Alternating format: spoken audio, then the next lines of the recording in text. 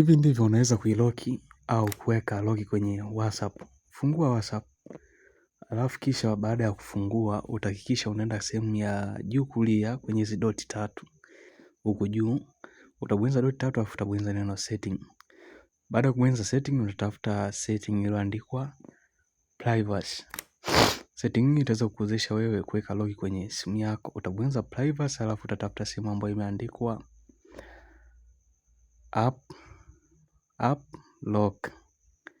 Sehemu hii utaweka lock, yani lock ambayo inakaa muda mfupi, dakika 1 au dakika 30. Ina maana mimi nimeweka hapa dakika 1, yani kila muda ninapotoka kwenye WhatsApp simu yangu itakuwa inajilock. Yani una uwezo wa kuweka muda wewe ambao unapenda WhatsApp ijilock baada ya kutoka. Nusu saa, dakika 1 au mara kwa mara. Asante kwa kuangalia video hii. Share, subscribe.